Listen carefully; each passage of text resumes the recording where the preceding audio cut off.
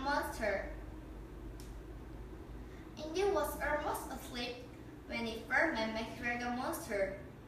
It was late at night, and his bedroom was dark and quiet, except for the faint shuffling noise coming from the closet. Indy was sure it was a monster. He began to tremble and drew the blankets up around his face. The monster grunted and closed it shut. Indy hid his face under his pillow. The monster began to shuffle around and rattle the closet door. Indy's teeth started to chatter. He shut his eyes and tried to think of nice things like a train set and ice cream. The closet door creaked and began to slowly open. Indy peeked out horrified when suddenly out jumped the largest, scariest monster he had ever seen. Ah! Screamed Indy. The monster leapt begging and screaming too. Ah! What on earth is wrong? Shrieked Indy's mother as she rushed into the room. It's a monster, cried Indy, pointing at the hideous-looking creature. The monster and Indy's mother stared at each other in shock. And then the strangest thing happened. With a huge smile on her face, Indy's mother threw her arm around the monster and gave him a big hug. Maxwell, she squealed happily. Maxwell, what are you doing here? Indy's mother asked. This is my new closet. He replied. What are you doing here? This is my home and this is my son Indy. She answered.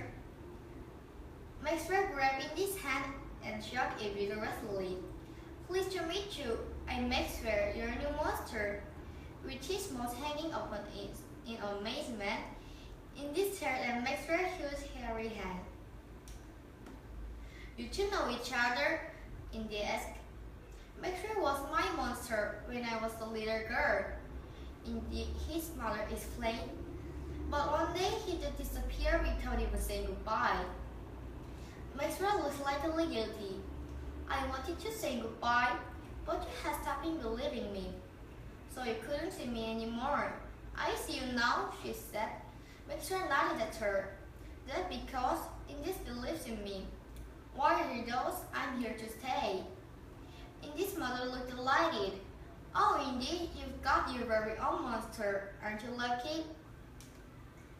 Indy thought about how useful it would be to have his very own monster.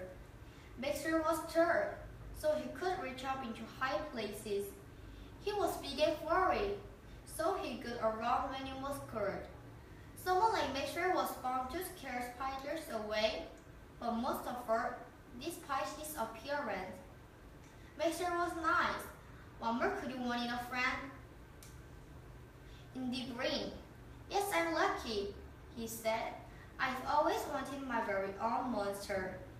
That is how Maxwell came to live in this closet. And Maxwell became a great friend. And Indy never again afraid of the dark, although he often wondered if there was something living under his bed. But that's another story. Thank you for listening.